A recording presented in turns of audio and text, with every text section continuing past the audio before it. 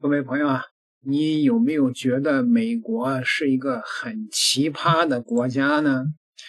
我先问你一个问题啊，这美国啊，它都乱成这个奶奶样了，为什么它不仅没有崩溃，反而依然是世界第一大国呢？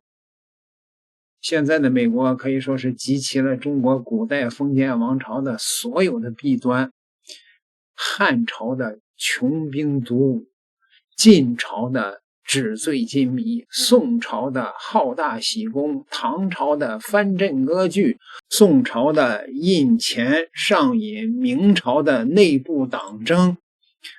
这要是随便拎出一个来，那都是要亡国的呀。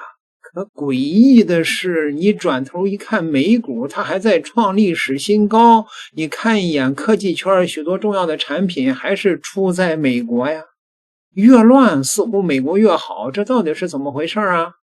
你要看懂美国呀，你得首先把这个国家的旧滤镜给摘了。现在的美国更像是一个极其冷酷、精密运行的资本的增值机器，或者说是一个披着国家外衣的对冲基金。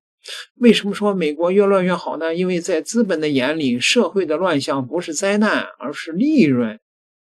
你呀，得把美国劈成两半来看，一半呢叫存量，美国呢是90%的普通老百姓，他们住着可能漏雨的烂房子，吃着廉价的预制菜和高热量的垃圾食品，干着看不到头的服务员工作，还得随时提防着在街上被抢。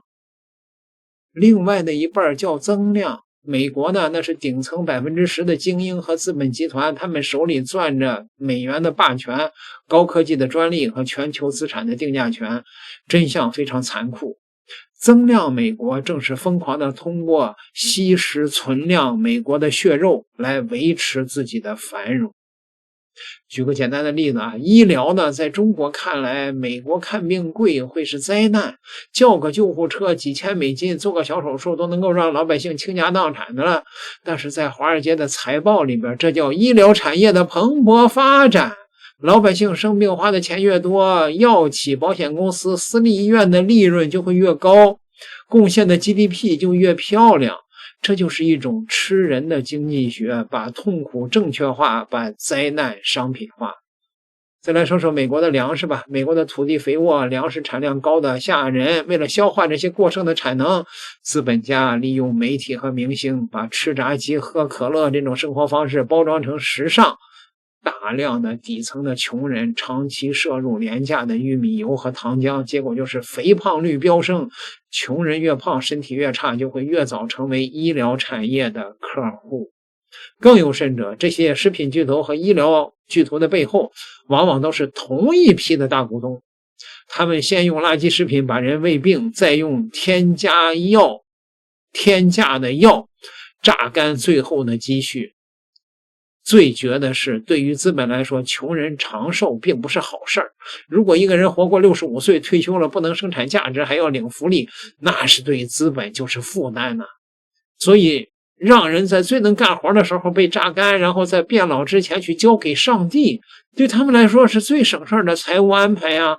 这就是所谓的中国的美国社会学家劳 A 说的斩杀线。在中国这个社会主义国家，政府想的是怎么扶贫，怎么让你在困难的时候撑下去。那在美国，资本的逻辑是止损，一旦一个人的财务破产或生了大病，那就跌入了斩杀线，会迅速的触发一连串的连招。更高的保险费用、信用破产、没收房产，在最短的时间内把这个人身上的最后一丝剩余价值剥离干净，然后像废渣一样的扔在街头。如果说对内吸血是美国强大的根基，那么对外收割和对内忽悠就是他维持霸权的左右手。很多人奇怪呀，美国明明到处点火，为什么钱还往美国跑呢？这就是资本动物的本性啊！资本是最缺乏安全感的，它不怕乱，就怕没地方躲。每当世界各地爆发冲突，不管是俄乌冲突还是中东混乱，欧洲的资本家、中东的土豪们环顾四周，发现虽然美国的家里边也着火，但是美国手里边有11个航母战斗群呢，有最发达的金融避险工具啊，于是他们只能硬着头皮把钱存进美国的金库。美国就像那个在邻居家放火，然后告诉邻居还是我家金库最保险的纵火犯兼保险员。只要美联储一加息，全世界的血就得往美国流，代价则是其他国家的通胀和衰退。那么被吸血的 90% 的美国的老百姓就这么傻不造反吗？这就是美国顶层设计最阴毒的地方了，奶头乐加斗兽场。你以为美国天天吵男人能不能进女厕所，黑人的命贵不贵，是社会撕裂呀？错了，那是精英们特意制造的迷魂阵。当底层 99% 的人都在为肤色、性别甚至是环保这些细枝末节的话题吵得不可开交的时候，就没人会抬头看看那些坐在台上喝着香槟的 10% 的那些高层的人。只要底层在互殴，顶层就是安全的。媒体在其中扮演了帮凶，有的媒体专门骂移民，有的专门骂歧视，不断的放大情绪，制造对立。这种身份自洽呀，让底层的老百姓啊找不着真正的敌人，只能在彼此的争吵中耗尽生命。更可怕的是，美国这种极端的优胜劣汰虽然对底层是地狱，但对有钱人来说的确是天堂。